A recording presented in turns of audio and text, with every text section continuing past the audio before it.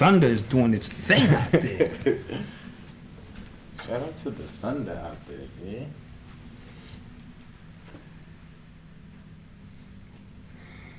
So, do you see your video yet? I mean,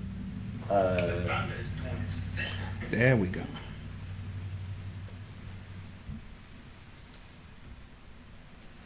I'm sure. Hold up.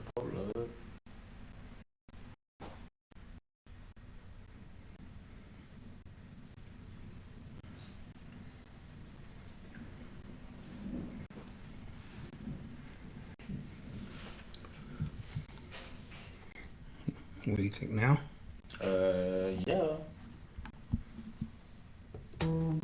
Black mass, man, it's time to rock. I had to find a way, I couldn't find a job. Couldn't find a prayer, couldn't find a God. Couldn't find a prayer, couldn't find a God. Black mass, man, it's time to rock. I had to find a way, I couldn't find a job. Couldn't find a prayer, couldn't find a God. Couldn't find a prayer, couldn't find a God. I woke up, then I logged in to that Urban X where they be flexing with that blog in. Put it down, cause my little homie called in. Had to bail him out, he in trouble with the law again. Black skin can't win in the white world. Seen a brother kill his own kid for that white girl. We ain't wanna go to school, but we had to. Every February it was scary in them classrooms. Shimmy y'all, shimmy gay. Old dirty bastards can't own dirty slaves, or they own dirty masters. Black Dot found a pot as a youngin', broke it down for his son, and now he serve it to the masses. Black mass, man, it's time to rock. I had to find a way, I couldn't find a job. Couldn't find a prayer, couldn't find a God. Couldn't find a prayer, couldn't find a God. Black mass, man, it's time to rock. I had to find a way, I couldn't find a job. Couldn't find a prayer, couldn't find a God. Couldn't find a prayer, couldn't find a God. Yeah. What's good? What's good? What's good? How y'all feeling out there? Talk to us out there, man. Talk to us. Let us know we got this volume thing under control for you. I'm gonna have to spit a 16 on that next week. Oh, so I still got bars. So I still got bars. Don't get it twisted. I got bars. Goodness. I got bars. I got, my sword ain't as sharp as it used to be. But I keep a little jigger. Tell him to let it go. I can't let it go, son. I love hip hop.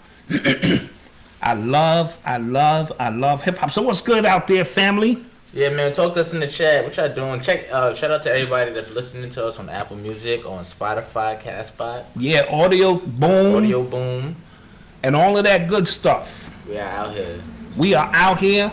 You're gonna hear some thunder in the background because it is pouring in New York City where we at. Yeah, man. And but that's okay because we here with you. Y'all here with us. And how you feeling? I'm good, man. This week wasn't. This week actually was kind of. It was eventful. It was kind of eventful. I'm not gonna lie, but not. It kind of just proved what we were talking about last week. Oh, you jumping the gun a little I'm bit. not gonna. You know what? I'm not gonna do that. I'm not gonna do that. Okay. All right. You want to go off script. Baseball is my sport. Like my man Al Capone said, enthusiasms. Yeah, man steps up to the plate, he has a chance for individual achievement. Right? How was your week? Then he busted him in the head with that baseball bat. That was some scary shit. My week was good. I'm alive. I'm breathing. The kids are well. My daughter's preoccupied with, looking at colleges. Oh, shout out to Odyssey for her report card. Yeah. She banged out, We're going to clap that up. Yeah, clap that up. Number three is a clap. Clap that up. Now, I have a bet going with her. It's the same bet I had with you, same bet I had with my oldest son, Marcus. Yeah. On her last report card, if she brings me a 90, I'm fair. You know what I mean? 90 is fair. That means you at least put in an effort. Mm-hmm. I'm going to put $1,000 in cash in her hand. Oh, yeah, she's going hard. Clap that up. Yeah. Now. She's going, she's going hard body. She got a 90-something this semester, and she's already like, look, the last semester's easy. I'm just going to cruise through it. Her mom jumps in on the action. Mom Duke jumps in and said, listen, because she took the SAT, said if you get, 1250, 1300, she going to throw 500 in there. Clap that up. Oh, my gosh. You guys are collaring these kids. Okay. Now, not to be outdone, her aunt heard about shit, and she gonna buy her what kind of bag? Like a Bergdorf bag? Birkin. A Birkin bag? Yeah. She wants in on the action. Oh, I'm kind of hating. Well, then you need to get in on that action. I'm kind of hating. You need to get in on that action. You her big brother. Get in on that action. Just saying. Yep. So that's what we're gonna do. We are, trying to encourage all the good things that the young people do. It's either that or hey, my name is Odyssey. Welcome to Burger King. May I take your order, please? So I want to get in on about the action. What's your word for the week? my urban excellence word of the week. See, we're gonna start pushing this urban excellence initiative. And what that is, just giving you a snapshot, people out there. Don't worry, I got one gray hair in my nose that wants to come out whenever we do the show. I got hair growing out my ears. It's crazy. Yeah, anyway. Yes. Yeah. This urban excellence initiative is going to be a code of conduct in which we feel that we should be conducting ourselves on our podcast. Right. So we don't want to be calling people's coons and sellouts. We will not do it. We don't want to be talking about people's kids. So we're gonna be laying out a code of conduct, and other YouTube channels can get with that. You know what I'm saying? If they also feel, it's something that they too want to do, they can get in on that action. So we will be laying that out, and as a result of that, you guys can get in on that action. So what's the first one? The urban initiative code of the week is going to be self-evaluation. Okay. So for this week's self-evaluation, we don't do enough of evaluating ourselves. Right. When problems come into our life, the first thing we do is we're looking externally for excuses to make on why it wasn't our fault.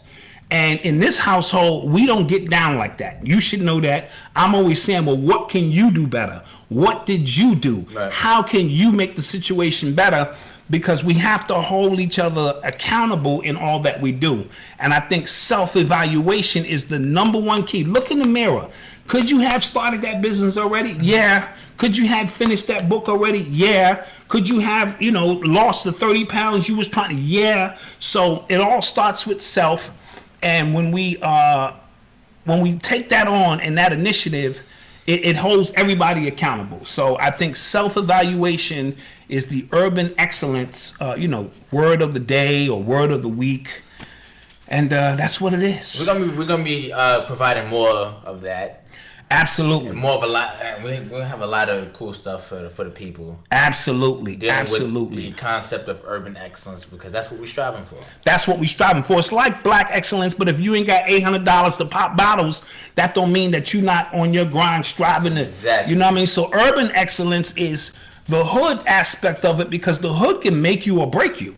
You know what I'm saying? If the hood makes the diamond, you can go anywhere in the world and you're refined already and you're ready for war, because the hood has, and quiet as kept, the hood has got beauty in it if you know where to look. Right. A lot of times we get on these YouTube channels and all of this stuff and we always focusing on the negative stuff that's going on. But on my timeline on Facebook, I see people graduating. It's graduation time. It is. I see people proud of their children. I see people saying, man, I just lost 30 pounds. Because what I do, I filter my Facebook often. Like if you putting up police shootings and all of that, I don't want no parts of it. Yeah, if you putting unfollow. up black people beating up each other, I just politely unfollow you, because it's my Facebook page. Right. It's my universe. Right. And I want to be able to come on and see nothing but positivity. And you'll be amazed on how much positive things are going on in the urban community, in spite of all the, drama and stuff like that. And I think a lot of times we lose focus on that. Especially in spite of what the outside forces make you think it's really going on. Absolutely. You know what I'm saying? Absolutely. It's always all good in the hood. You know? It's always all good in the hood, because we know what to do and how to get that done. You know what I mean? So with that being said, let's get to it. So last week was an amazing week in a lot of ways. What it taught me, dealing with the whole Kanye West situation is that we're still fractured as a community. Definitely. The trauma was brought to the surface on levels that I didn't think still existed. And it was a telltale so that we know our people are still hurting. Our people are still struggling. Friendships were almost destroyed over what position we took in this Kanye West that's a fiasco. And I started not to bring it up because when I'm done with something, I usually move on. But what's going on this week is sort of connected. Yeah. You know what I mean? So the trauma was heavy. And I got phone calls. Yeah, I just was amazed at how many people took either side. And instead of it being a healthy conversation, not even a debate, because one thing I'll never do, I'll never debate you on my opinion. That makes us both look retarded. We're debating opinions. Yeah. You know what I mean? And people do that all the time. Well, I see it this way, then why are we debating? Right. It is your choice to see it your way. Right. You know what I mean? I see it my way, and we have to agree to disagree, but it shouldn't go any further than that. But the minute you mention slavery, right? Yeah. That triggers something in people. You know what I mean? It triggers trauma. So I wrote on my Facebook page this week, I said, if you want me to remember the trauma, which is slavery, then you also telling me that I need to remember the traumatizers, which are white people. You can't have one without the other. It's like peanut butter and jelly. The motherfuckers go together, right? And white people controlled us. White people ruled us. White people educated us. White people beat us. White people manipulated us. White people gave us religion. White people so-called freed us. So 400 years later, if you're constantly telling me I should remember that trauma, then you also telling me to remember the people who ruled me at that time. And this is one of the reasons we can't get out of slavery. Yeah, you'll never go forward. You never go forward. It's like being raped, as I mentioned last week, and the rapist didn't get caught, and he got a T-shirt on that says, I raped you. Right. And you going, that's the dude who raped me. And they're going, so what? Oh, act like you don't see it. Right, So you look remember, crazy. hey, remember, I raped you. Yeah. So it's a weird dynamic when we start talking about remembering the trauma. Because if you're telling me, you know what I mean, I can't distance the two. You follow what I'm saying? Yeah. It's very hard to distance the two. So the only logical answer that I came up with is that either you get rid of the traumatizers or you get rid of the trauma. Right. One of the two, because one is the cause and another one is the effect, right? As metaphysicians in working, we're always trying to sharpen our skills. We're taught to deal with the cause of things, right? Right. Racism, white supremacy is the effect of what they did to us. So I cannot just focus on the slavery aspect without dealing with the trauma and those who brought the trauma. So either we're going to kill all the white people, that's probably not a logical, answer. It's impossible. Or, well, it's all depending on how we kill them. And this goes back to what I was saying last week. I wasn't trying to be funny for those who were saying Black Dot is saying, forget about racism or racism didn't exist. I never said that. First of all, racism isn't going anywhere. I don't. If you think, for some reason, if you think we're all going to somehow march our way, protest our way past racism, you're bugging. Right. You're delusional, and that could be looked at as a mental illness too.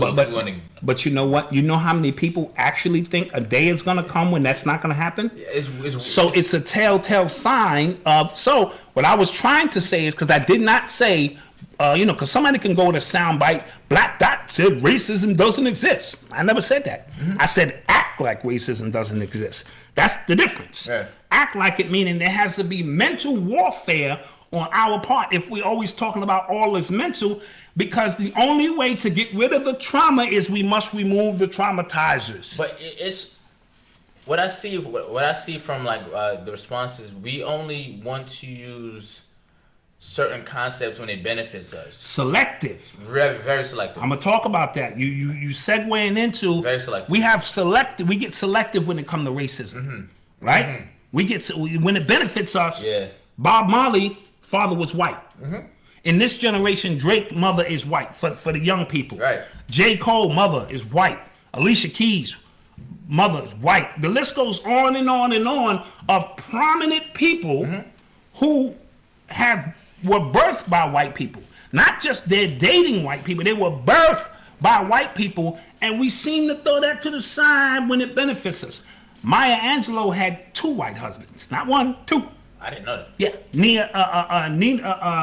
Nina Simone? Nina Simone had a white husband. Oh, I didn't know that. Yeah. So, I mean, if we want to start getting nitpicky on things of that nature, but nobody seems to talk about that because it's selective, right? Right. And this brings me to my point. We dealt with so much trauma last week. We dealt with a lot of trauma. And then out of the clear blue, as if on cue. This is yet another week we've kind of like called something. Yeah. And it came to like fruition. Right. Like, as if on cue, Donald Glover shows up with the answer, with the most amazing video ever created, and the streets, and now the slaves are happy again because he represents what America is, right? Right. As if right on cue. That's the Hegelian dialectic, right? Problem, reaction, solution. Kanye West was the problem. We had a crazy reaction. Fuck you, fuck your mother, this, that. Yeah. And now the solution, right on point. They've given us the new Kanye. And now black people got their chest poked out. Boom, boom, boom, boom, boom, boom, boom. This is what we're talking about. Yeah. And the video was so dynamic, the right side of my cranium was tingling with, you see what I'm saying? Yeah. And nobody caught that. Nobody thought that's MK Ultra 101. That ain't even advanced levels of MK Ultra. That's 101. Yeah, people were like so happy like right after. I'm like, yeah, we're just upset about Kanye talking about, and he, Donald Glover wasn't talking about slavery or anything like that, so it wasn't as cut and dry, and a lot from the video can be interpreted your own way. So I guess and he put it to music, because somebody even put that on Twitter like, oh, Donald Glover is what we wanted Kanye to be in 2018. I said, why? Because he put it to music? Right. Yeah, I mean, why? You see what I'm saying? And, if we want to get petty, Kanye got a white wife. She's a whole cave bitch, as what they would said. This nigga got a white wife. Is she not a whole cave bitch? I'm just saying. I don't, listen. I'm just saying, if we're going to get nitpicky, right? Yeah. You know how many videos Kanye has come out with that were genius and innovative and creative? Yeah. And, this was a creative video and stuff like that. I think, but now that Kanye has a different viewpoint. When Kanye said, if George Bush doesn't like black people, or George Bush doesn't like black people, we called him a rebel because we were in agreement. Right. But the minute he said, I love Donald Trump, and he said, I don't even fuck with his politics. So this ain't political. I rocks with Donald Trump, which they all do, as we broke down last week. Now he's the enemy because you're not in agreement with what he's saying. And now he's a coon. You see what I'm saying? So now it has really boiled down to, if I agree with you, you're okay. If I disagree with you, or you go against the mainstream narrative of thought, because they have digitized our thought process. Every time you like something or meme something and this and that, it is collecting data. So it is a digital stream now that has been synthesized with current thought stream. Right. And they're pushing it this way, and it all says Kanye is dangerous or Kanye is a coon. And then you go, wait, hold up, I think differently, or whatever the case may be. You stick out like a sore thumb, and now you become identifiable. Last week we was talking about free thought and trying to have an independent thought and to think for yourself. And we are now criticizing independent thought. And I thought it was interesting as well when people liking Donald Glover's thing. He basically showed you a mirror to why you kind of sat, you know what I'm saying? Absolutely. He showed you the kids dancing in the background while stuff is going on behind you, and you could take, I took that as the kids dancing as this actual video. We're looking at this video. Oh my God! Why everything is happening behind us? Absolutely. You know what I'm saying? That includes Donald Trump. Where everybody focusing on Donald Trump, right behind Donald Trump, are real issues going on. Right. Yeah. And I also noticed after we so eloquently broke down Kanye's context in which he spoke about one specific issue, we didn't get into his politics and all of that. I still noticed that certain individuals was still running with the narrative that he was saying slavery was a choice. It was two. It was either we giving him too much credit, or he actually still said slavery was a choice. It was two. I speak English very well. I really do. If it's one thing I do is speak English very well. And I thought we clearly showed through his written word, by him saying the exact things. And I noticed that individuals were still wrong. That's like if I accuse you of something and you call me on the phone and say, no, Dot, you wrong. I didn't do that. And here's the proof I didn't do it. And I hang up from you and I still running with the same shit. Yeah. That means I have an agenda. So I was noticing agendas still being pushed, even though anybody with common sense could know what he said. Right. Because we proved what he said. You know what I mean? Right. And it was, a lot of people were talking about, and they were saying, well, this is what he actually meant, right? Or now we thinking for him? Or now we ultra intelligent, and we gonna think for him, even though his words. See, we have to take his words for what they are. If you listen to what he said before, see, you gotta watch. TMZ cleverly only released what they wanted. See, they had an agenda too. Yeah. They released what they wanted to release, and then the black guy responding, they let that shit sink into you like Inception. They put that deep down, and then they subtly released the whole video. Yeah. They didn't put any fanfare on that. And when you get the whole video, all you got to do is go 2 or 3 minutes before and 2 or 3 minutes after. That's all. Listen, I learned that in 3rd grade. You read the whole sentence because the answer is in there. If you just listen to the whole sentence, you heard clearly that he was talking about mental slavery. In this day and time, if you still saying stuff like Donald Trump is a racist, I'm looking at you sideways because now you're insinuating that the rest of them are not racist. When you say Donald Trump is a racist, what does that mean? Yeah. They're all racist. Or Donald Trump is dangerous. If you say that, then that means you haven't been reading and studying, because you know Donald Trump has no power whatsoever. He is a figurehead so that you can, focus your energy on, and now you're making him bigger and bigger with your negative energy. And now, but you don't realize that the unseen hand, the ones with real power who never step out from behind the curtain, are going on with their business as normal. So I'm looking at you sideways there as well. So what would you say if somebody says, well, Donald Trump empowers other races, like the hillbillies out there that can go out to kill a lot of black people? That was empowered by Obama. See, don't go to the effects. Go to the cause. The minute they let a black man in office, what they did was subliminally, they put white America on alert.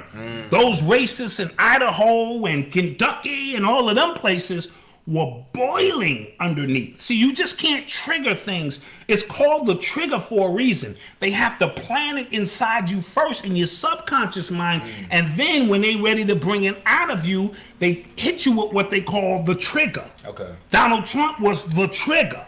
Imagine holding something in for 8 years, right? First of all, y'all the ones who voted him in, but that's a whole nother story. It's not enough black people in this country to vote Obama in solely on black votes. So this goes to show you the power of mind control. Right. But with that being said, for 8 years, you bubbling, and it started before the 8 years ended. By the time he got to the second term, he was a gorilla. Yeah. People were, so they holding us in for 8 years. Then they teased you with Hillary Clinton. I told you the scenario. After a black man, a white woman, this country is going to shits. So they teased you with that. And then they hit you with Donald Trump, who only said what all of those people were thinking under their breaths. But thought is a powerful thing, right? Yeah. So even though they weren't verbalizing how they felt, the energy could be felt amongst us that this shit is about to pop off. Right. That's when we had the Trayvon Martin killings. We started getting more and more. I didn't see that many. I don't know if it's because now all of a sudden we got cameras, but under Obama's watch, it seemed like every week they was killing an unarmed black man, right? Right. So that was setting the stage, right? And all Trump did was he came out and he said what they all were thinking. And he just blatantly said it. See, niggas and us slaves, we like our white politicians to lie to us. We like good, clean-cut politicians to tell us they're going to do a good job for us. Like Hillary Clinton, she gave us a concert. That's what niggas want. They want a Jay-Z and Beyonce And we want Pusha T to have concert. And Pusha T, and we want to know that she has hot sauce in her bag in case a fucking cookout breaks out somewhere she is ready.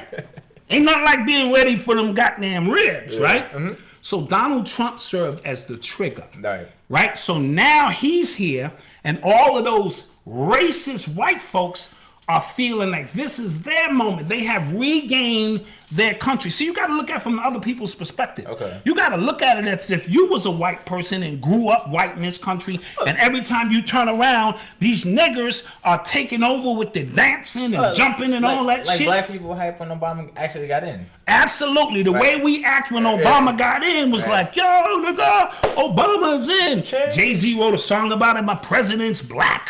And you know what I'm saying? We started turning up. That's true. We was turned up. Yeah, I told you I had like a tear or two come down. I popped a bottle of champagne. This is good times. I never thought I would see it. Shit. Then I wiped my eyes and was like, all right, this is some bullshit. Because ain't no president ever did anything. I'm living in a whole different vibration. Mm-hmm. So I wouldn't start with Trump. I would start with Obama as the setup. Okay. And then Hillary as the tease, like, because if she gets in, it's a gay nigga next. It's goddamn niggers, women, and gays. Yeah. That's what's fucking up the country. Everybody know that. Us good white folk has been down here doing our thing. You see what I'm saying? Right. So that's the mind fuck. That's MK Ultra. Yeah. That's how that shit works. So that's what they did to set that up. You know what I mean? Yeah. And back to my point, we talked a lot about freedom. The theme, even our word of the week last week was free thought and trying to think for ourselves. But even freedom, we can't use that only when it benefits us. Mm-hmm. So I asked myself, are gays and lesbians and transvestites and transgender, are they free? Because they have broke out from the conformity that imprisoned us? You see what I'm saying? This is how, this is how they think. They think that they are free. Right? So in my head movies, I started saying the word free and thinking free and being free, there's a double-edged sword. You know what I mean? Because there are people who think innovatively that they're the ones who are free. Like the ones who date white women. They think, I have broke through the barrier of only seeing race. And now I am free to date who I want to date. That was a big topic of discussion this week because when Donald Glover put out the video and people were hype, then there was some people like, well, don't forget this who his wife is. Right. So and then when that discussion happened, I saw I don't know if it was a tweet, Facebook post, and it was by a black woman, and then she said. Like black women. This is a black professor. Am I correct? No. This is something else. Oh, this is something else. Okay. She said black women never really like the black widows. Okay. He's a weirdo, kind of like She said so. That's why he probably was always around white women that showed him attention. That's why stuff like that was kind of the gist of her, her interpretation of that. So what did you think about that? I thought that was a lame excuse because I thought women always like smart dudes. Well, good girls, or what's the saying? Bad girls or good girls like bad guys or bad boys and all that. To me, that's all subjective to where you are and how you put your pimp game down. I agree. Right? Yeah. But I've always been fascinated with dating white and fighting black. Me too. Right? And, Dr. Umar is the one who really just shed a lot of just light on it. Like, look at from Frederick Douglass on up of these activists and people who they love black people, want to fight for their freedom, but whoa, I'm over here with them. Yeah. My love is a white woman, but I'm helping you niggas out. And so I'm not talking about a white guy who dates a white girl and he's not an activist. He's just tucked in. Right. They like mayonnaise. She breaks them into mayonnaise now and they go to PTA meetings. Whatever the fuck they do. Yeah. I'm not talking about them. I'm talking about those who feel the need to date white, but fight for black causes. It's a real interesting dynamic, and I don't have the answers out there in the chat room. I'm just posing the questions in my head movies. You know what I mean? Huh? You think it's like overcompensating or something? Explain yourself. What do you mean? Like you dating like a white woman or you dating a black person, so you feel like you have to fight for the black cause because you're doing that? Like, I see what you're saying. Like, subconsciously, you feel guilt. Right. You feel guilt for dating a white woman, right. The way you express your guilt is you're going to fight for black people. Right. That could be a number of issues. Could be a number of issues. You know, it's interesting. Like you said during the week, we keep using this term, sunken place. And the dude who wrote that movie has a white wife. Has a white wife, too. So the dude who coined the phrase sunken place, he too has a white wife, and as innovative as the movie was. Right. But you know what's crazy? Nobody brings that up because we like him. Yeah, that's my point. That goes back to the selective racism, that we pull up when it benefits us. We'll claim him because we claim him Bob Marley. But his father was a plantation owner or something really. He was a soldier. A soldier who something. Like Dutch soldier. Yeah, he was. You see what I'm saying? So, it's interesting. It's very, very interesting to date white and fight black. Now, here's the thing. Does any of that matter when we're talking art? And that's another question that went in my head movies this week, ladies and gentlemen. What I'm saying is if I don't like your wife, I don't like your movies. Or I don't like your music. Right. We're that petty now. You know what I'm saying? Yeah. Oh, you dating her? I just can't get into your music. When one has nothing to do with the other, technically. Right. So Donald Glover. When I said Donald Goines and shit. Donald Glover delivered an artistic expression. Something that was on his mind that's going on in America. And then I saw him kiss a white man and have a white man cuffing his ass. And I was like, shit, god damn it. Then I saw him coming out of the grocery store with a bag with his wife and shit, with some flip-flops on, with his toes out and shit. The thong slippers? Yeah, with thong slippers on and a white man's t-shirt on and shit. I said, shit. He's kind of like one of those jack of all trades kind of guys. Comedy, movies. So I've heard some people, say, well, now the video has less meaning to me, and I'm saying, why? If the video is art and it expressed itself, see, we've got caught into a lot of shit now. Yeah. We're judging you on. This is what I was talking about with the 444 album. We judging Jay-Z on all the other shit he did, but he delivered what I felt was a masterpiece for that day and time on its own, not prejudging who he is and he sold crack to the neighborhood. No, just take the artistic offering. Art is supposed to be innovative. Art is magic. Art opens up the gateways for us to express. Art is a reflection on life, and life is a reflection on art. We'll get into that a little bit later when we do decide to give our 2 cents on, the actual video and shit like that. So, those are just some of the things that were on my mind in my head movies. Oh, so do you want to break down the video? We could. I mean, everybody broke down the video. And when everybody breaks down the video, nobody broke down the video. If you understand my logic when I say that. I understand. And it was usually, if I'm covering a topic, I stay away because I want to make sure I'm at least trying to have my own thoughts about it. But it was everywhere, so the thoughts were scattered. Some of the stuff I agree with, some of the stuff I didn't agree with. Let's go through it. Okay. So the first one was actually the pose when he shot. No. First was actually the guy who looked like Trayvon Martin's pops. Yeah, now the guy who looked like Trayvon Martin's pops, I found out it wasn't his pops. No, it's not. So I ran with the narrative already that was Trayvon Martin's pops who's playing along with what's going on here in America. He was a Mason. Even, wore his fez and all that shit up in the court. Then when they shot back to him, his face was covered, so it wasn't him, and it almost looked like a hoodie. Or, you know what I'm saying? You know how Trayvon Martin had a hoodie on and he couldn't really see. And he was any black kid, an anonymous black kid, and he got shot in the back of his fucking head by George Zimmerman, who used the pose. But he was kind of like, he clowned the system. He's still clowning the system. Yeah. And the way they took the gun from him, because the gun became a part of an auction.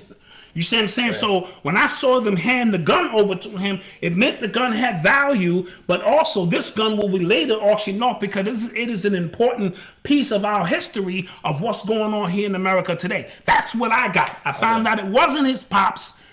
And then I said, okay, well, maybe it was a different narrative, but that's what hit my subconscious mind. You don't think that maybe they was trying to tell a double message there? You don't think they were aiming for people to think that was his pops? Maybe that's why it came across that way. Also, when the video first came on and he did the twitch with his eye, we also know that that's could be mind control. Mm-hmm. That a lot of us here are under mind control. It could be the one eye. You know what I'm saying? Remember I talked about the icons. You know what I'm saying? Like, to make it here in America, you have to be down with that.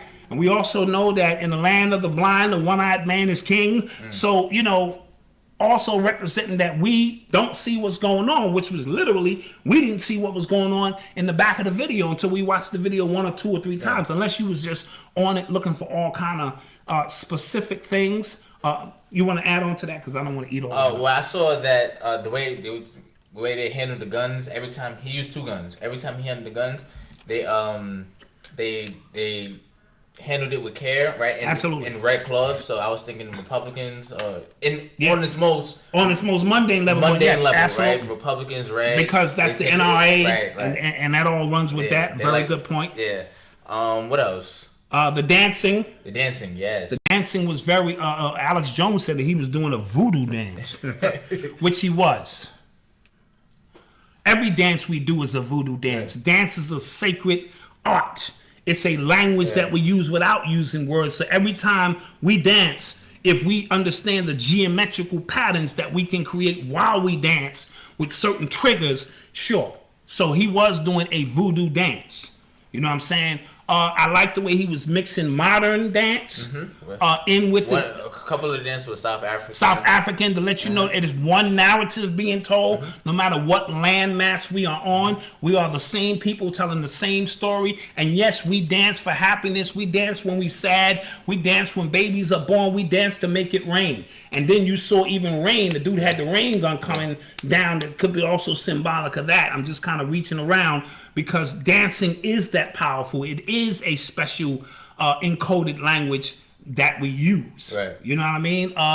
The kids never got hurt. The kids never got hurt. The kids never got hurt. And they were dancing while all this madness was going on. Absolutely. Of course, we saw Behold the Pale Horse. We saw the white horse go by. You know what I'm saying? And the cops following behind it. And the cops following behind it. And Professor Griff broke down that that's the overseer and the officer.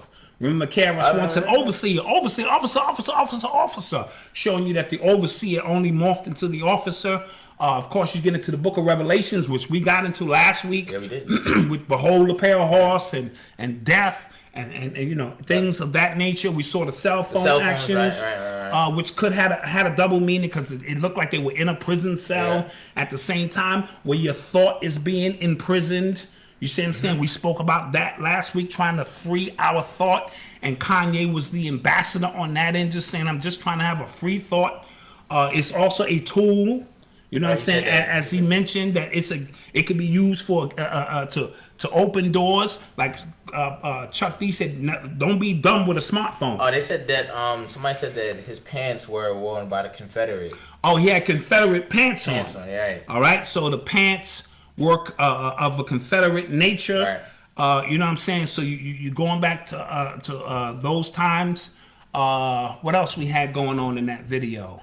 I saw SZA in the video. Yeah, that kind of bugged me out. Yeah, but remember, he's putting the mirror up to America, and things that you read in the mirror are actually in reverse. Right. So if I saw a name in the mirror, I would see it in reverse. So SZA is asses. You know what I'm saying? If you want to use phonetically, Right.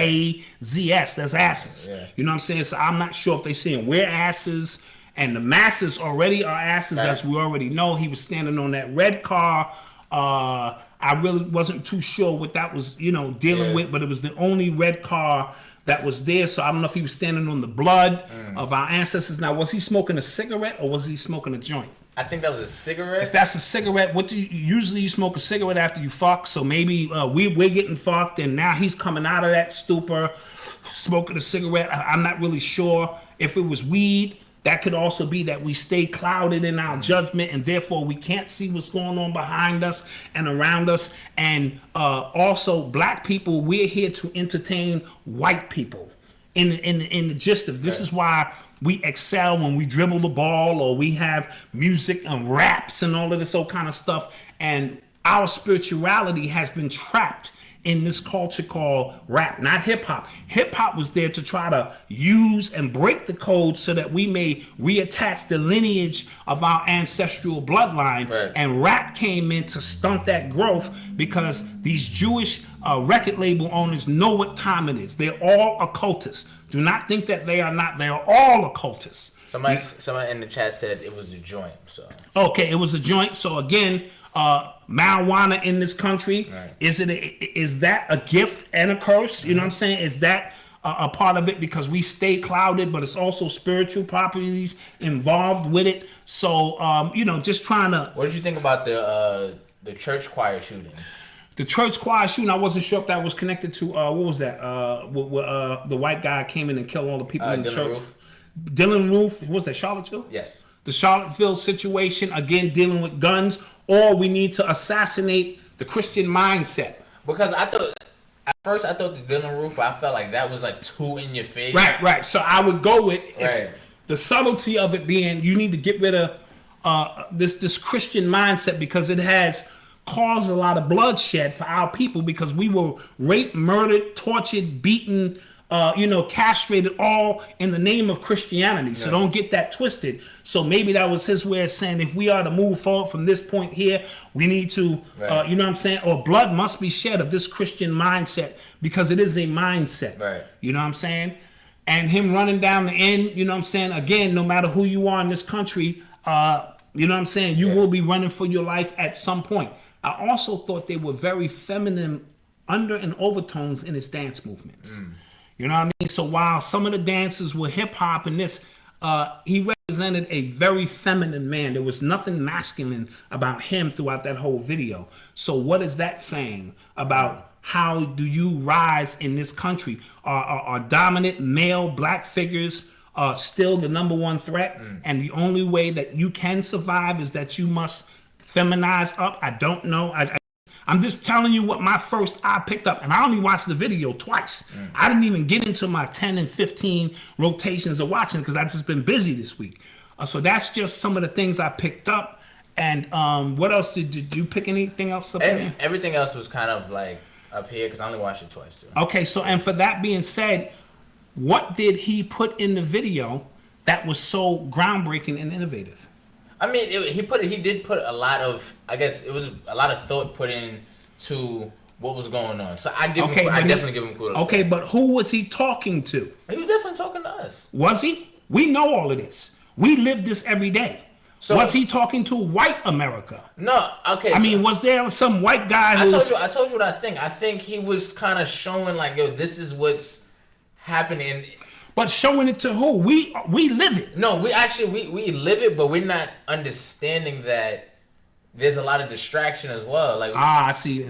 So weapons of mass distraction. Yeah, I had a DVD out called Weapons of Mass Distraction.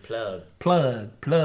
But yeah, I think it was more so disguised like, oh, this is what's going on. He's being an activist, but I think. Or was there some white guy saying, "Honey, get in here. Did you know what was going on in the Negro community? I did not know the Negroes were facing this." Crazy. I think there's more than that, I think there's a lot of people like that more than you would think. Absolutely. It's really clueless. But you know what? I'm never know if I should go at them or I should just really be like, yo, I can't blame you. Like, you live in a whole nother bubble. Bubble, right? So this video proves Kanye's point. Completely. That we need to pay attention to what's going on. We are under mind control. We need to free ourselves from all the distractions. We need to have our own thoughts. So if 10 different people see this video 10 different ways, you know what that's called? Free thought. And that only proves what the fuck we was arguing about last week. Drops mic. Yeah.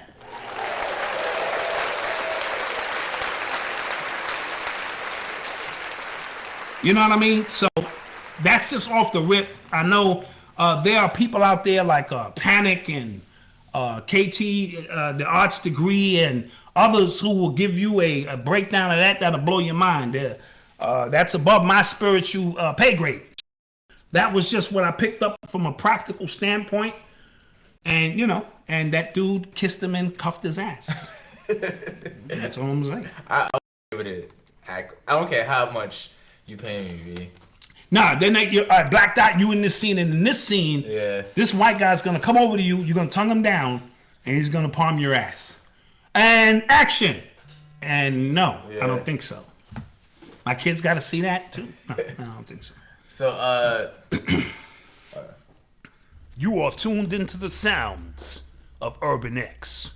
So, Spotify this week has removed R. Kelly's music, XXXTentacion, and I just got word that they removed this rapper TK, who's in jail for double murder. Or two different murders. From their Spotify playlist, like they're not gonna be promoting their music. I don't think they took the music down completely. Okay. But they took the music like.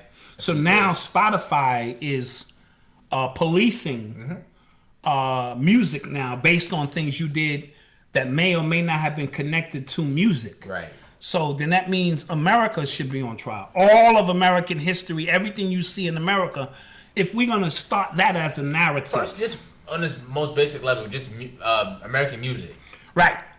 A lot of America's top musicians, like white, black, absolutely, a lot of people have done some real grimy stuff. Dirt. The music industry alone is very grimy. So that's a real slippery slope. Like you want to go there, and I don't think that's really wise on their part because now other people, oh, Chris Brown. Right. Yeah. Remember Chris Brown, what he did to Rihanna? Yeah, he did that. He did that shit. Yeah, he did that shit. So you know what? Let's get him now. Let's remove his music now. Gene Simmons from the Beatles. Gene Simmons, he's wild. Wow. I think Sexual Battery. From not the Beatles, Gene Simmons was in the Beatles. No. He was with the Stones, I think. The Rolling Stones. Stones. Right. Who else? Ozzy. Yeah, he eating bats on stage. All these people, but so where do we draw the line now? Or is it an assault on black music again? Now, we just got finished talking to you about, do we separate the artistic expression from the individual? Because I Believe I Can Fly. Right? That's played at every graduation now for the next 50 years. Real. But R. Kelly is a sick man. You know what I'm saying? He has some issues that he needs to deal with. Yo, did you see the girl that they were saying like is in his like little sex cult? She was out in LA hanging out. Yeah, she was like, oh, you know, he's out, he's in Chicago. Lying. He was in. That was PR. Exactly. Exactly. PR. It's like it was actually kind of smart, but. And then you got to watch what R. Kelly says because he can't read or write. And I know a big deal was made about Kanye not being able to read. You know, he don't read books. He don't read books, and I didn't see that as a strike against him. You know, others say he don't read books. Well, he must be slow. Not necessarily. There is an intuitive energy amongst us. Because when you read books, you're actually reading someone else's thoughts. Can we agree? True. Someone else compiled these thoughts and now they're implanting them in your head. Right. And now you're running around with these people's thoughts in your head, influencing you. Right? True. The reason I wrote Hip Hop Decoded, plug, is because I wanted to have your undivided attention to state my case on what I felt hip hop was. That's all. You know what I mean? Right. But unless you're reading a reference book You know what I'm saying? How to, and then there are many ways to do things. Yeah. I know dudes who work equipment, they never read the manual. They just get the drum machine and go, I'm just going to sit here and figure it out. Yeah. You see what I'm saying? So, you know, R. Kelly doesn't read, and he don't know how to read or write, but he know what he feels. Which is, I'm not gonna like. That's so impressive. Yeah. Like even though like, okay, we cancel R. Kelly, whatever. But you can't tell me that's not impressive. Like he don't read or write. And he don't read or write. He has a 3rd grade education or something like that. And his music catalog is. But he knows how he feels. Right. And that's the intuitiveness. Because I mean, let's face it. What did we do before we wrote books? We were at a higher vibration then than we are now. The fact that we had to write some shit now is an indication that we were going dumb. We could remember everything there was and is. You know what I'm saying? Or we knew that it would be a future time where people need to see on the walls, man, know thyself. You know what I mean? And things of that nature, and that you are the temple, and because there was a time that we would forget who we were. Right. So yeah, I'm very impressed with that too. But we have a lot of functional illiterates amongst us. Yo, I worked for the school system. I used to get letters from parents every day. And I would read these letters like, yo, this parent is slow. It's slow. So what do you expect from the kid? Yeah. And then you know what's crazy? This is like so off topic from the R. Kelly thing. I guess we're leaving that. We're leaving that. But there's a war going on in the urban community between between teachers versus parents and students. Right? When I was in school, right?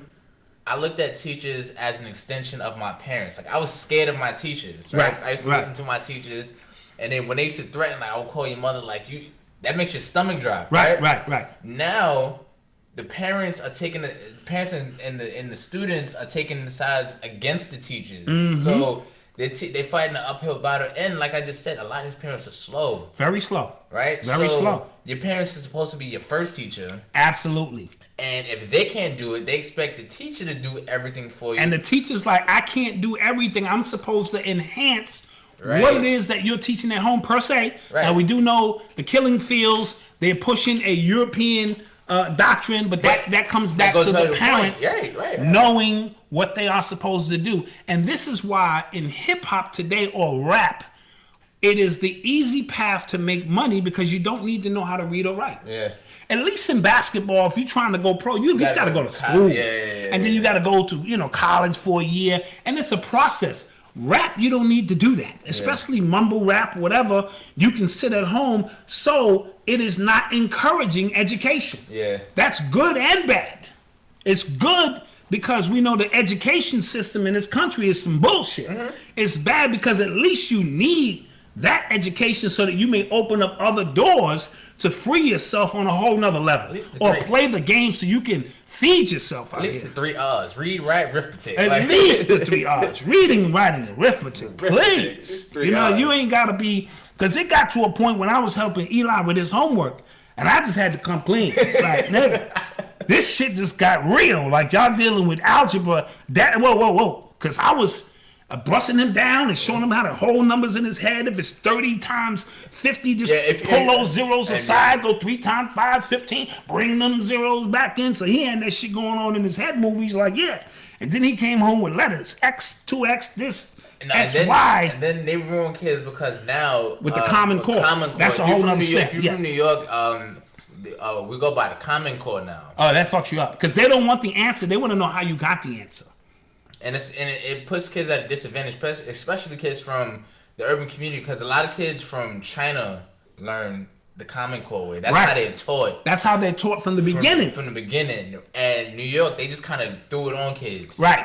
And I remember because we opted out. We was like, we will not be taking the Common Core test. Fuck you and fuck your test. Yeah. Do what y'all got to do. You know what I mean? So I get it. I understand that.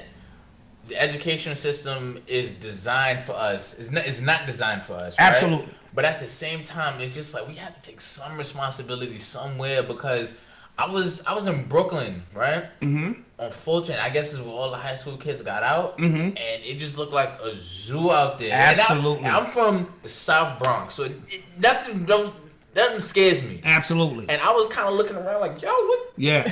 I was uncomfortable. Like, yo, what? That all ties back into the social media. Yeah. To what we see going on today. Because remember, we didn't have nothing called social media. Yeah. You met your friends at 3 o'clock. Y'all hung out. If you had a beef, y'all squared up. That was it. We snapped on each other. We went home. We was friends the next day.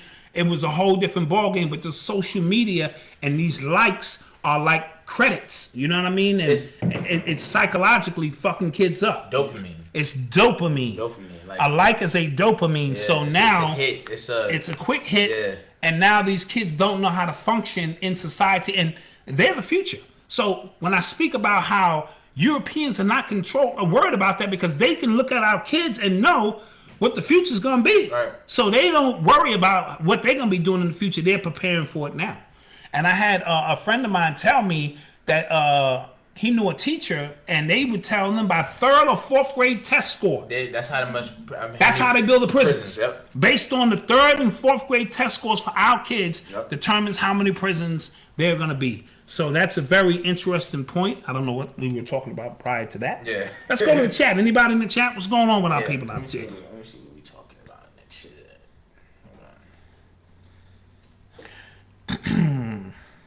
Okay, we up here. Somebody said Chinese people are like robots. Kelly Cotton. You don't talk about Chinese people like that. You know you got to pay for rice. You want to fly rice, don't you? Any questions from the chat? I see you want to fly rice. That's racist. That's not how racist. That's the way I answer from when I order Chinese food. Ask my wife. I'll be like, let me get a fly rice and a shrimp fried rice. They say, okay, we know this is a black dot. Okay, pause. Gene Simmons from Kiss. Kiss, okay. Kiss, that's what I was thinking about. Please don't hold that against us. It's one of those groups. Facts, you know, I don't listen to white people's music like that. My mom is black. If you hate someone, you hate yourself. No one hates like family. Okay, Jeremy Rogers. The Twins album is fire. Oh, yeah, shout out. So we have another video on Urban X TV on the YouTube channel. Yeah. Black Dad was interviewing Red Pill and Blue Pill about their latest album, Twins. Yes. And we have a couple musical performance in the actual interview as well. Edited up by my wife. She went to work on these videos. Yeah, go check that out. Because I don't want you... Everybody in this family is talented, and everybody got something to do here. So just because you don't see wifey on screen, she's working. But we will Alejandro her ass if we have to. So like if a better video editor come along, we just got to sit her down and go, hey. Somebody wanted you to explain the prison system. So they take the third and fourth grade math and English state scores, and that's how it creates an algorithm for them to spit out and know how many prisoners. Because remember, I forget whose book, the Miseducation of. It's one of them little small pamphlets about black education with boys. I read it so long ago, but he spoke about how by the 5th and 6th grade, our kids want to play with toys. Our kids are more interested. They start out enthused by school, but because they don't see male black images like themselves, especially black boys, they become disinterested, and they start sitting further and further and further in the back of the class until they become the so-called nuances, and now they're drugging our kids up, and you figure by 5th grade, 6th grade, they're going to give up, and then somebody going to put a bundle in their hand and send them on the corner because shorty needs Snickers because his mama can't read, and you know the cycle and how it goes, and so they build in prisons, based on that philosophy. And we're trying to save these children as much as we can. And listen, you cannot be done with a smartphone in your hand. There are apps on your phone now that can help you read, and you could be doing that shit on the low. Start with cat and hack and back and work your way up, my nigga. You know what I mean? Because if you can't read and write, you can't cash checks. And that's why these dudes are getting robbed in the industry and so forth and so on as well. Did we, during this show, up to this point, did we say black people were racist? We did not say black people were racist. Why is that a topic of discussion? I did not say black people are racist. I said black people need to... Or could be racist? Oh, could black people be... No, it's impossible for black people to be racist. Racism is a system. Racism means I don't like you and I can do something about it. Black people can be prejudiced. Right. Racism means go sit in the back of the bus, nigga. Racism means you can't drink from this fountain. That means there are laws in place, there's a system in place. Right, there's a system in place you. to oppress you. That is the definition of racism. So black people by nature cannot be racist. We're not in positions of power to tell white people what they can and cannot do. We can be prejudiced. Yeah, anybody can be prejudiced. I don't like your chinky eye. I don't like your eye. You know, if we do that, that's something called prejudice. Yeah. I don't like you because you white. That's prejudice, but it's not racism. Two different things. Right? And we were speaking about how we pick and choose selective racism. So we kind of use that word selective racism, and it's probably more selective prejudice if we want to get technical in the term. But we were talking about the white people we like and the white people we don't like. So if we don't like you, somebody said, I said you were racist when you were, okay, y'all are reaching. Relax. You said I was a racist? Yeah, when you was saying, when you was making the Chinese jokes. Oh, no, I was just being funny. You know, listen, I'm just trying to keep our interviews here moving along. No, so but that's what they were responding to. Oh, okay, got you. Yeah. Come on. Now you reaching. Come on, man. You reaching far with that. Anybody else in the chat, what they want to talk about before we move on? So by saying you can't be racist, you're saying that we can never be powerful? Read that again. It says, so by saying that we can't be racist, you're also saying that we can't be powerful. No, I'm saying racism and white supremacy in this country is the law of the land. So with that being said, while we're here, you have to find power within yourself. Okay, now if you're talking about you're going to take down the structured system, that's not going to happen. I'm sorry. I'm with you. I want it to happen, but statistics show me when you want to know about the unknown, you study the known. Racism has been here. It's what keeps these people in power. These people are not going to reduce their power to be on an equal plane as you. Impossible. I don't understand why people... No, because it's a hope. It's something we keep selling ourselves. I told you, black people are focused on two time periods. The way things were and the way they want things to be. We never deal with the way things are currently because that's our mechanism of how we insulate ourselves from the pain of what we're currently going through. So it's always, one day, all white people just gonna vanish, like in the movie Infinity War. They just gonna vanish, and then life on Earth is gonna be good again. Yeah. I don't think so. That's not the way it works. Oh, what about the Met Gala? Oh, the Met Gala. Yeah, the Met Gala. Was that somebody in the chat room was talking about that? Yeah, we saw. This month was the Roman Catholic. It was about. I guess the theme was Catholicism. And Catholicism and art. I have a hard time when I think of Catholicism. I think of little boys, and I think of the pedophiles and all of that stuff. I saw Rihanna had the papacy hat on and shit. That was official. That was official. She had the official shit on. That's from a cardinal. Oh, okay. He kind of like sanctioned, like he said she could have it. Wow. Yeah. Wow, that's deep. And a lot of white people were upset about it. Oh, I'm pretty sure they was. Yeah. I'm pretty sure they was. But why would she want to wear that? Again. Yo, what is the Met Gala for? It's a fashion show. In essence, the ultimate fashion show because they all have on these long. Now, do they go inside and there's a play or what do they do? They're performing, or is there a blood ritual inside? And as you say that, yeah, a blood ritual. Yeah, she was dressed like blood. You know what I mean, and so forth and so on. Her and Cardi B had a moment. Saw that staged. Them two. Well, even if it was staged, it could prophesy what I was saying, and that they should get together and do a tour. I really don't know. Who's this? White Jesus. Oh, White Jesus. Yeah. He definitely nailed that. That was easy. You know what I mean? And then I saw my man from the movie Black Panther. Wasn't he? Did I have? He was in there. I thought I had a picture of him there. Oh, look at my man. Pharrell with his baby girl. They look real happy. She looked like she beats him up. Just my opinion. She looked like she beats him up. I'm sorry.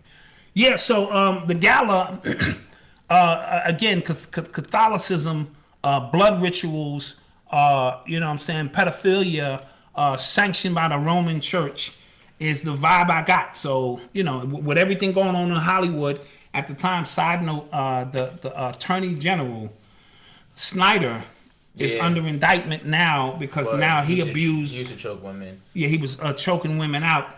And side note, he's the one who's going after Harvey Weinstein. See, there's a war going on. Harvey not gonna sit down and take this lightly. Yeah. So you might see a lot of people's dirty laundry being aired because he ain't going down by himself. Now, I don't know if he's connected. I just find it interesting that after he went after Harvey, now his shit is, you know.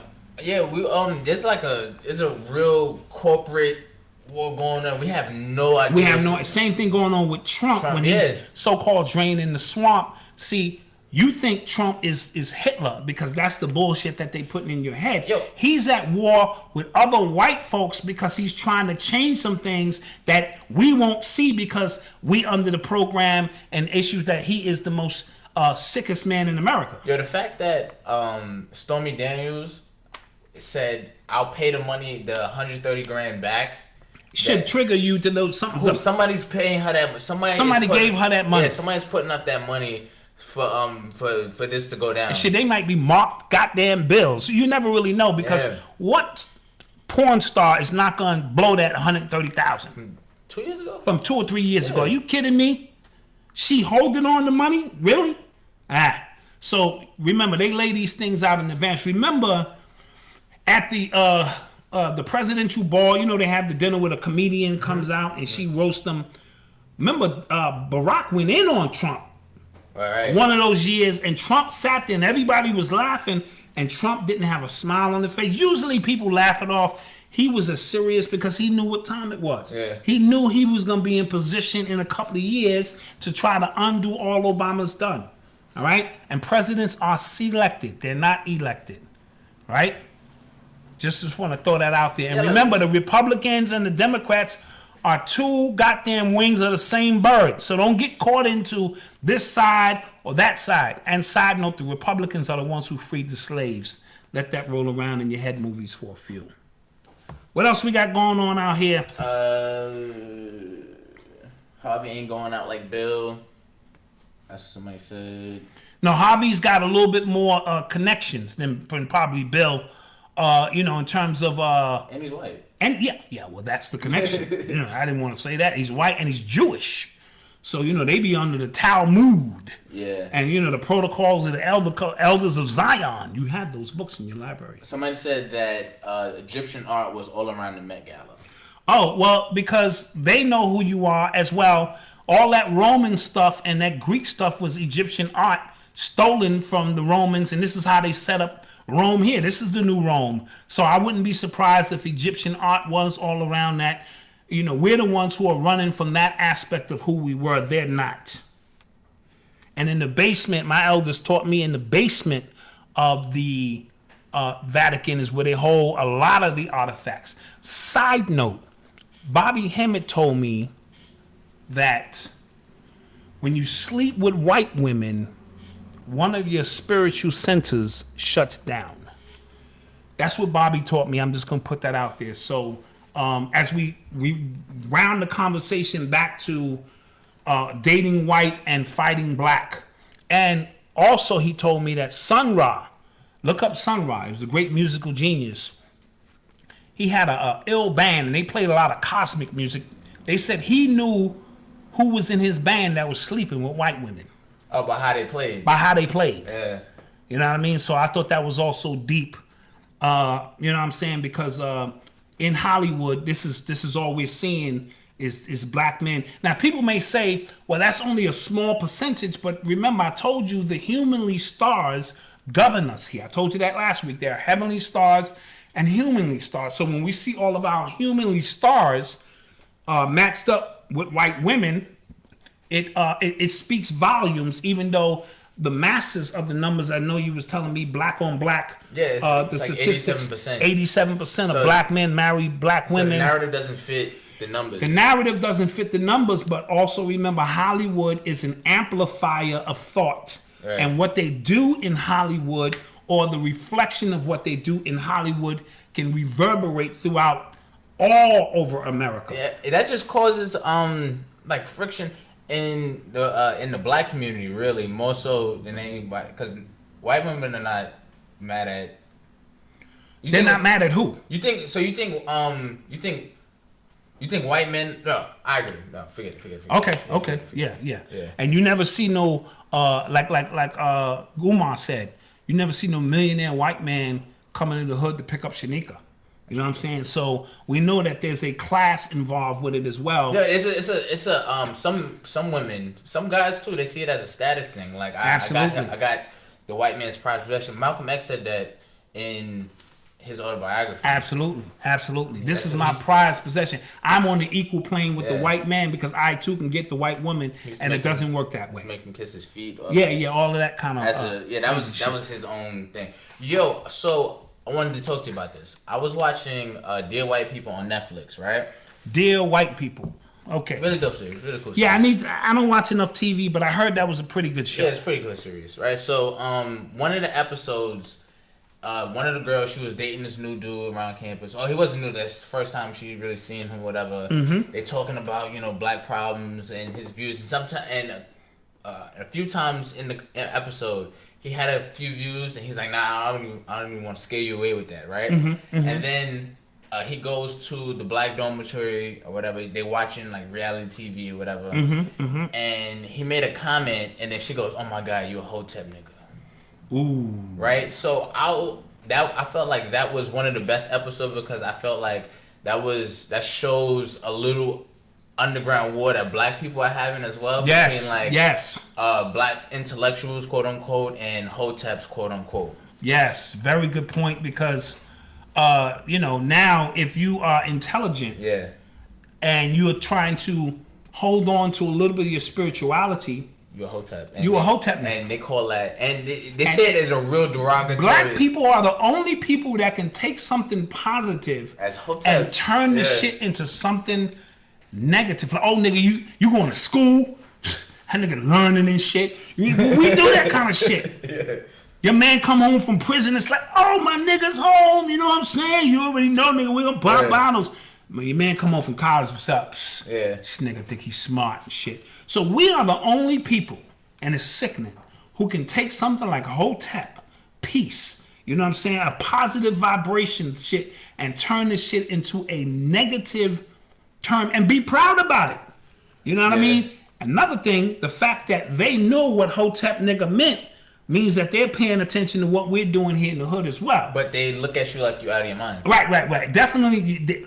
Especially they looking at you like you are not free. We're the ones who free. Y'all niggas still trapped into that hotep nigga shit and that little Egyptian shit. And this nigga got his dashiki on. Like, we ain't in fucking Africa. You know how sisters get. You know, we ain't in Africa, nigga. We in America. Yeah. So, but I thought like that's just another example of black divisiveness.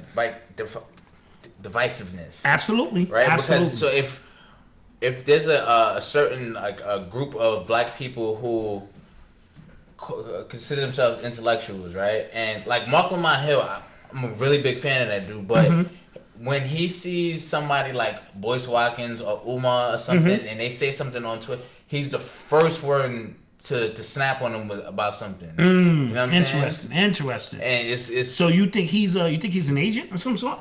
I don't know, but because it's a lot of them. It's a lot of them like that. Like they really do they do their best to talk down to people who are considered hoteps, right? So like, and then I also began to think like the level of, I guess, wokeness. Yeah. Now we on the level of wokeness. Because there is, it's crazy. There is a woke that's trendy. Yes.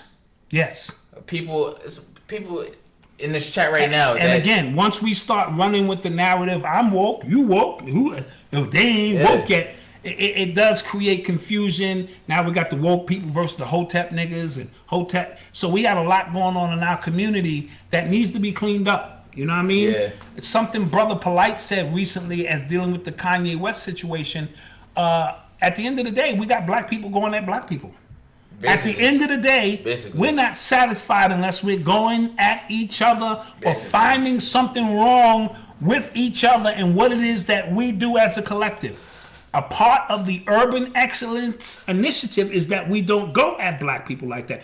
We want to show tough love, but we have to have a code of honor and respect and integrity with what we do. If you want all that other shit, you got to go somewhere else, because we want to check and balance ourselves here. Because what I don't want to do is create a platform where we're just swinging off on black people, because we all in this together. We don't have all the answers. Kanye don't have all the answers. Kanye just was expressing how he felt and how he sees things. And side note, who you think got a better view of what's going on, Kanye or you from your laptop? When we start talking about the Illuminati or white people in positions of power, who has a better view? Who's been to the top of that mountain, or at least a higher view than us? Has to be Kanye, because I'm just sitting here in my computer. If you read Spook Who Sat by the Door, right? Yes. And you listen to 444 and then go back to listen to his other music, it seems like, you know, in Spook Who Sat by the Door, like, all of his own people were attacking him. He's like, yo, I'm doing this for y'all. Absolutely. And Absolutely. if you listen to like Jay-Z's like prior music, some of his music you can hear frustration. Like, yo, I'm laying it out for y'all. Absolutely. Step by step. I'm laying out the blueprint. I put out 3 blueprints for y'all. Like, absolutely, for you guys to figure this out. Yeah. This is all a hustle. This is all a game. I went from the street game to the corporate game. He said it's more vicious on the corporate game. You know what I'm saying? But understanding what's going on in that capacity. You know what I mean? And that's what we're dealing with in this day and time, and it's a problem. Yeah. You heard? What else we got going on in the chat? What else is in the chat?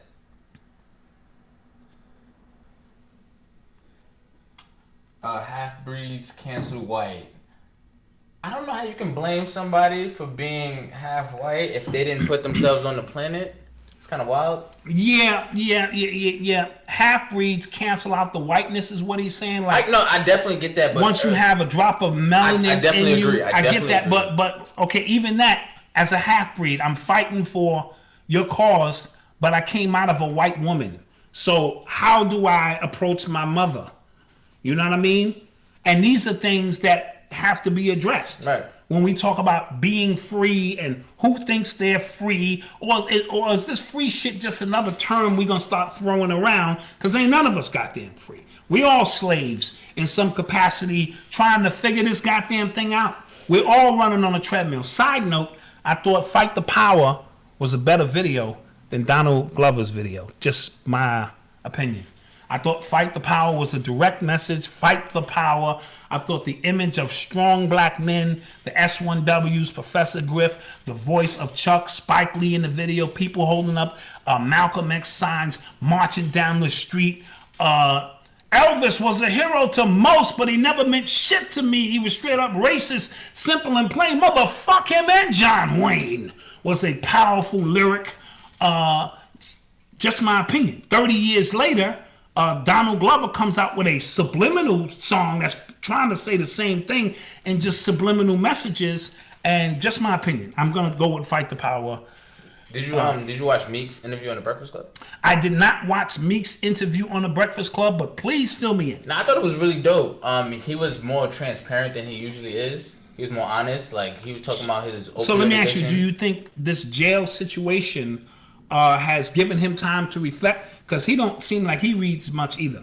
No, yeah, I don't think he reads much either. But he does, because he made a lot of reference to what's going on. So he understands what's going on, and he understands what's being said about him. Mm-hmm. So because that was one of the questions, like, is your music going to change? He said you might hear more frustration because of he has a clear view of what's really happening. Okay. You know what I'm saying? And he said he's not going to be an activist because he's not an activist. I like that. I appreciated that. I appreciate that. See, a lot of times these dudes come out and they try to be who they're not. Right. Don't be who you're not.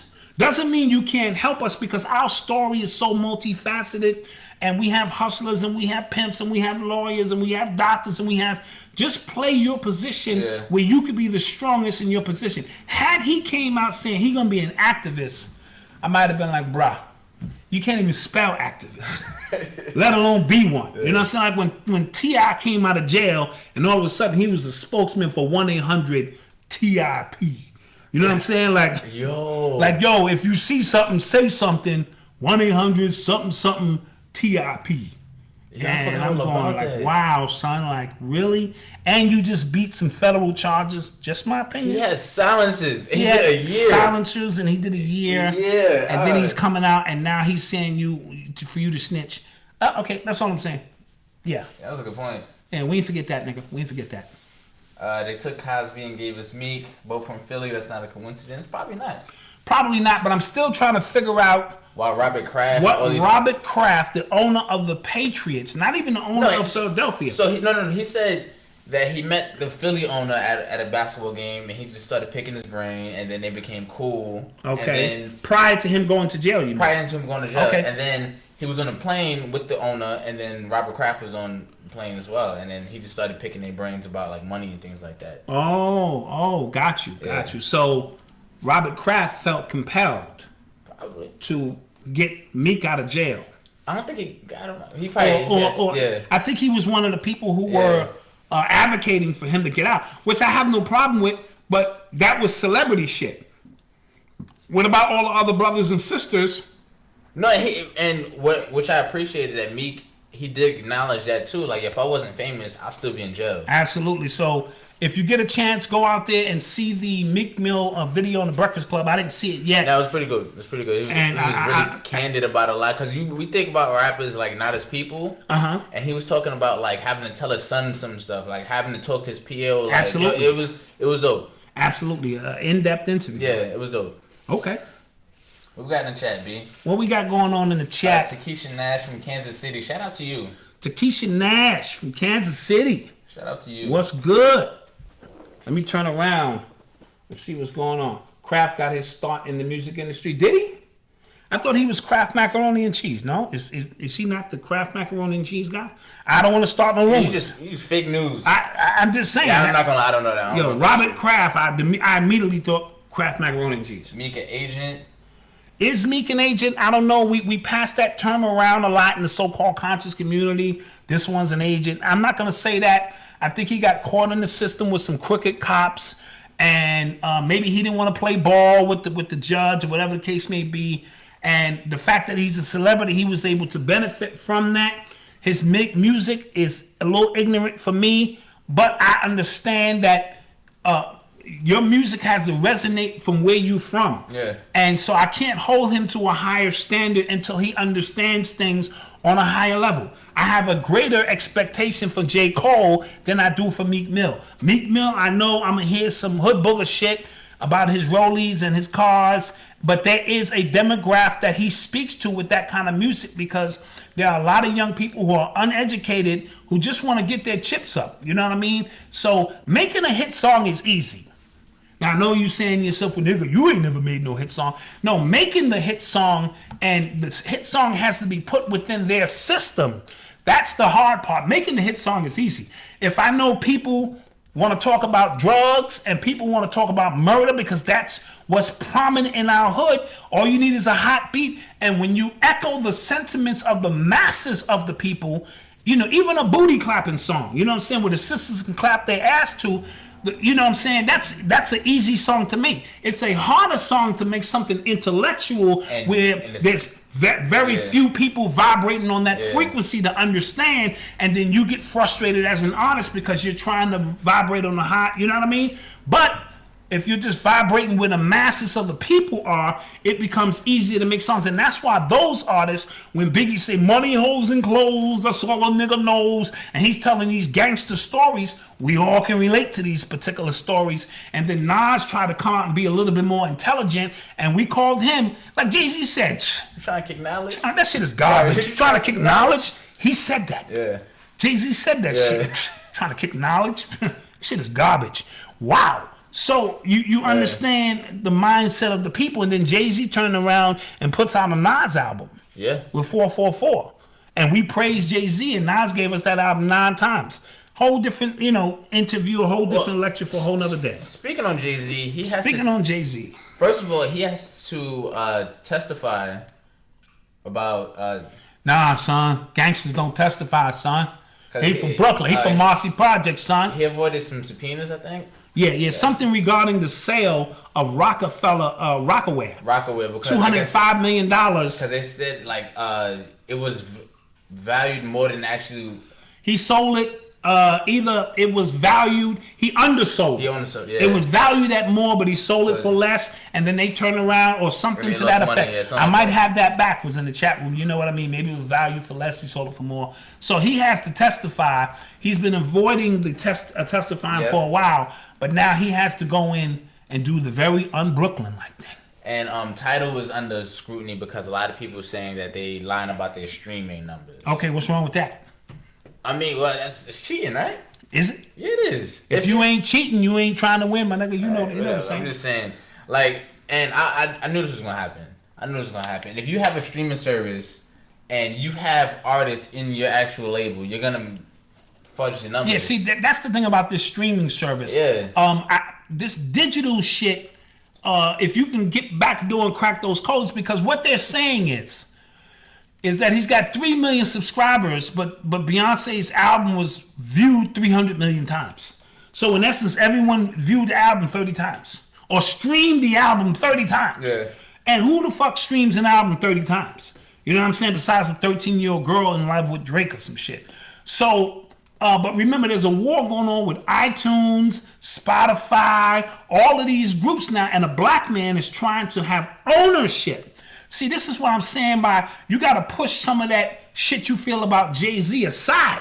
Even he said, picture me drinking Belvedere when Puff got Ciroc. Y'all niggas need to stop. He got a new dark liquor. And he got a little dark liquor out now, too. Right. So I will be trying that. Yeah, we will sample that and see what that's like. Oh, matter of fact, how do we forget? Shout out to Urban X TV getting 15,000 subscribers. Shout out to you guys. Shout that out. Shout out to you guys. It took a long time. Yeah, man. We were stuck on 14,800 for a long time. For a long time. Maybe we need to do some real crazy shit. We need to beef with somebody. We need to start beef out here. Right, get our numbers up. I'm gonna put out a diss video against my pops. Put out a diss video. Go against Dad, yo. It's in all that room, and then he gonna do. I'm gonna do something in that room, and then I'm gonna be like, yo, because Malcolm don't know when I see him. It's on, son. He gonna get that smoke, son. You know what I'm saying? Start a kind of beef. Well, we appreciate the support. Or me and wifey can release the love tape. Oh my God. And it's gonna come on with like this boom, boom, bow, bow, with 70s music. Bow, bow, boom, bow, bow. Might have a delivery hat on. You want me to be a delivery man? Deliver the pizza. Boom, bow, bow, bow. I don't know. Okay, here we go. So back to the streaming situation. Yeah. He's at war. This is a corporate war. Yeah. This is a corporate war of a black man trying to reach a level. And they said the people that accused him of that called him a crack dealer. Called him a crack dealer. Yeah. Or called one of his other artists or a business partner something else. So we know that this is a smear campaign. Yeah. And, you know, it is what it is. So I don't know. I'm just going to applaud that if Jay-Z can fluff those numbers. Even though he's the one who said men lie, women lie, numbers don't. Yeah. This nigga so gangster. He got numbers lying now. Let's clap that up again, nigga. That's some gangster shit. This nigga can make numbers lie. I fucks with Jay on that. At the end of the day, they're jealous, you know, because now we're starting to get bigger and bigger pieces of the pie because we're understanding. And this is what Kanye is also talking about. I'm trying to bust down these doors to get into these fashion realms where they don't want me. They still call me a nigga in those rooms, but I'm innovative. I see things. I want to share things, and I may not express it or articulate it because I can't read, which further proves this point. Yeah. And some of the things I say may be taken out of context because I can't read or I don't read. Yeah. I'm getting a little hyped now. Shit. What we got in the chat? Somebody said thought about having a guest such as Lord Jamar. Shout out to Lord Jamar. Shout out Lord Jamar and the You're Not a Mean podcast. Godcast. Yeah. Godcast. Shout out to you. Him and Sister Rod Digger, are they over there doing their thing? Yeah, we would like to get the Lord on the show. Somebody get this to him. You get this to him, and you know he gonna have to spark something up. You know, I don't want to get my ego involved because the Lord, he might spark something, and I might, maybe I'll eat a gummy bear or something. Was that like a bitch? Like he's smoking weed, and I'm like, that's mad. I'm gonna eat yo, Jamal, son, I'm with you, son. Yeah, no. Eat a gummy. I would have to smoke the weed and shit. What else we got in the chat? Any questions? Any questions? Any questions for the chat? I thought we did a powerful show tonight. So any questions about anything? Oh, this is the last time we're talking about Kanye. Yeah, we're done with that. Yeah, we're done. We just wanted to tie it into because the Hegelian dialect was in effect. You know, the problem, reaction, solution.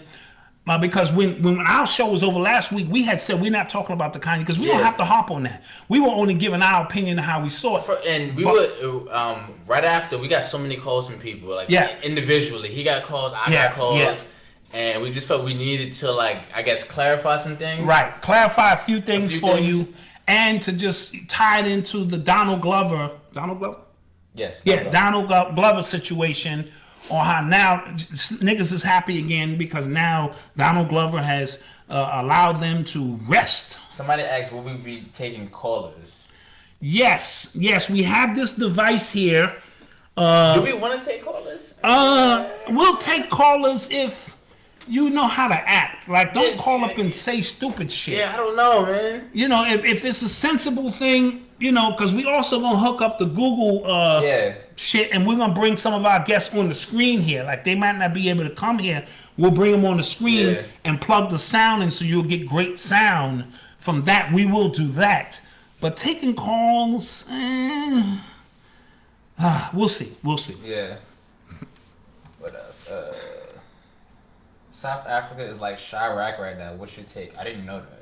Well, I know they're taking land from white people. I know they're recovering their land in South Africa from these white people. Yeah. And these white people are up in arms about this because for them, they don't see what they did wrong. Right. Racism and taking what they want is so embedded in their DNA. And South African apartheid was perfect racism. Explain. It was so. What they did was... He's a history major. Yeah, so what they did was they went around to different nations and they saw how they dealt with black people. And South Africa is white, black, and is colored. It's a different little subset. Oh, little subset. Yeah, it's a little subset. So how do you get down with the colors? Are they in the middle? Mixed people. Oh, the mixed people. Yeah. Oh, okay. And then, so they went down and they took notes. So that's like, you going around, you see some... Give me something. Like a pie recipe or something, okay, right? yeah, okay. Pie and you go around to different... Now, you talking pies, are we talking hood pies? Yeah, you know what I'm saying? whatever. A hood pie, that's that, you know, them bundles, or we talking grandma's apple pie? Whatever. Or it doesn't matter. Right. So you go around in different places and you try to learn how to make an apple pie, right? And you go around and take the best from every... best ingredient, best technique the from crust everyone. from here. His apples are this. Right. The sugar intake here. And then you build... The perfect system. Wow, I did not know that. Yeah, it was deep. But I do know the revolution were 18-year-olds and younger. Yes. You know, during the time when Nelson Mandela was locked up. So revolutionaries were young people who were fighting against this system. But now, you know, the farmers are like, yo, you know, we need our land back. So big up to our brothers and sisters. And I heard they were also deporting people from England who didn't have proper citizenship. They sent somebody they found somebody guilty, and I think they sent her to jail for a racial slur. For a racial slur? A white woman, yeah. Uh-oh. Because I forgot. Black Dot is going to jail. They start that shit here, you cracker mother. Yeah, I don't know. I'm going to jail. Yeah, I don't know. I don't know what the actual term is. You know what I was thinking about too? Like, is nigga a racial slur? In like other countries that I don't know. You don't like, Oprah went there. They said, "What's up, my nigga?" In France, you know, they called her nigga. It's just two different experiences, right? Yeah, they don't have the same experience with the word, and absolutely. Right? But so is it? But you got to remember now, because social media and hip hop videos spread so far. I don't know that. MTV Raps was beaming these images all over the country of us calling ourselves nigger. Right. And it was nothing negative happening when we were saying it. So other people felt that they could say nigger. Right. Now I understand for my super and ultra conscious people. See, last week I was dealing with the quantum. This is the ultra conscious. We understand that nigga and naga means, you know, serpent and the kundalini energy and black people, naga and Niger. I'm not even gonna go there with all of that shit. But, you know, in different countries, because culturally, you need to know how people view things in different countries anyway. About perspective. It's all about perspective. It's all about perspective. It really is. For real. All right, is that it? That might be it. I see some gang violence in the chat. Everybody love everybody. Oh, it's gang violence in the chat. Everybody love everybody. Wow. We're not doing that. Will there be a sequel to Urban Culture? Jermaine Collins asked that. Will there be a sequel to Urban Culture Decoded? That's a great question. Eventually, because we're constantly writing.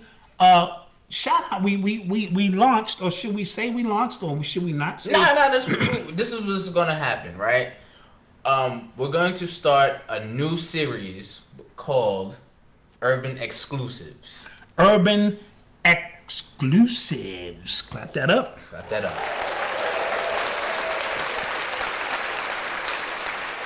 Now, if you're familiar with my pops, like a lot of people are, right? You know of his more classic DVDs that he did with Professor Griff. 20 years in the game. 20 years. You know, he has a lot. He has a long catalog. And some of the stuff he got wrong. Some of the stuff he got right. Facts. And some of that stuff is timeless. A lot of the stuff is timeless. So what he's going to do, he is going to recode or redissect a lot of his old videos in real time. In real time. Right? So he's gonna well, I'm not gonna do it in real time. Not in live, real time, but what I'll do is I'm gonna set the stage for each video. We're gonna watch a clip, maybe a half-hour clip. Then I'm gonna come back and I'm gonna teach today based on what I taught then, what I got right, what I got wrong, what I can expand on. That will be a part of our Patreon. Yeah. Patreon. Let's clap that up. I know I said I wasn't gonna do it. I didn't know what it was, but here we go. Yeah. Because these classes will be master classes. All right? And each class will be an hour, hour and a half, and I'm not just going to be giving that away for free. No, sir. So we will have a $5 package. Yeah. That means you get to just get, some stuff. Time out. We haven't decided that yet. We have some meeting to do. Okay. We haven't decided We having a meeting in real time. Yeah. We have a $5 package, $10 package, a $25 package. Okay. We ain't gonna go all crazy and all that kind of stuff. So, those are decent packages. If you want to support us on a monthly basis, I'm gonna throw in some unseen footage of me interviewing Eve and Flex and RZA, Jizza, all of these, people who I used to interview back in the days. I got unseen footage of me being on tour with Tim Dog. All that stuff is gonna be deep in there. So, yeah. Somebody said, this is a good question. We should never make excuses in life for not having our pops around. But Malcolm, what is it like having a father like Dot? We were just talking about this today. We were just talking about this today, and what I was telling him was, growing up, right? He used to make me read really heavy stuff when I was young. I read the autobiography of Malcolm X when I was like in the 2nd or 3rd grade, and I was saying it's kind of frustrating to go to school and be around people that don't understand what's going on, but you have a father like him and my mother who's really educated and she really understands what's going on as well. So to be young and going to school and to not be able to have those conversations with my peers about these things was kind of maddening. Like, it was kind of being stuck in my own head a lot. And they'll tell you I was really reserved because I couldn't have these conversations with a lot of people. Yes. But you get older, and that's probably one of the reasons why this trend of being woke frustrates me so much. Mm-hmm. Because I've always felt this way. I've always followed these type of principles. I've always followed this way of thinking, and to see it's kind of a trend, like a thing you put on before you go outside the store, is kind of insulting in a sense. Especially for people I know don't read, don't take the time to study, and they just go on the internet, they go on YouTube, and they just follow a personality. Not taking shots on you, but I'm just saying.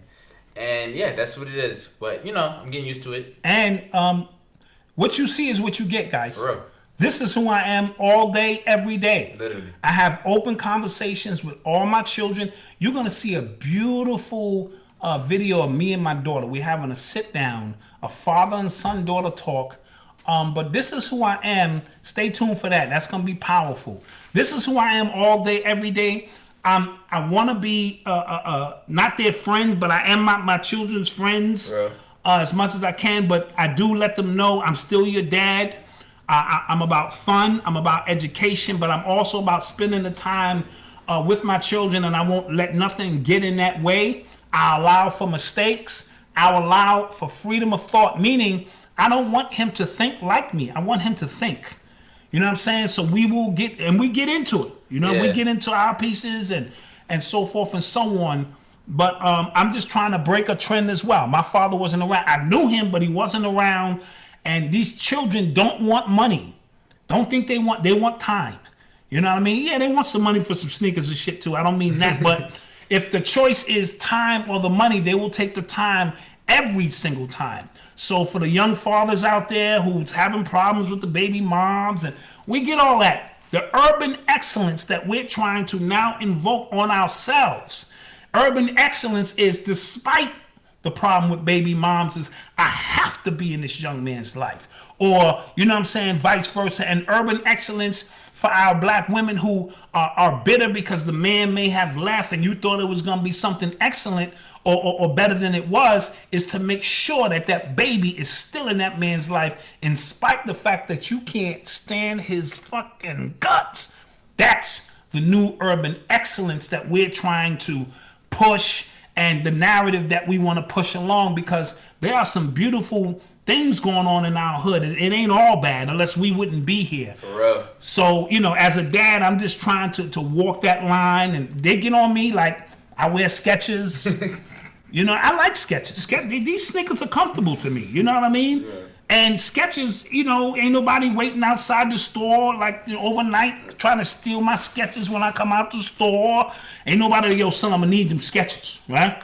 And Skechers, you buy one, you get one. So I be coming out the store leaning. I be having like 6 boxes and shit. My kids will snap on me, but they gotta remember I'm 50, so I can't always. They're gonna take me shopping though. That's what they say. Yeah. Long story short, how do we get off that? But let's continue. Anything else going on in the chat?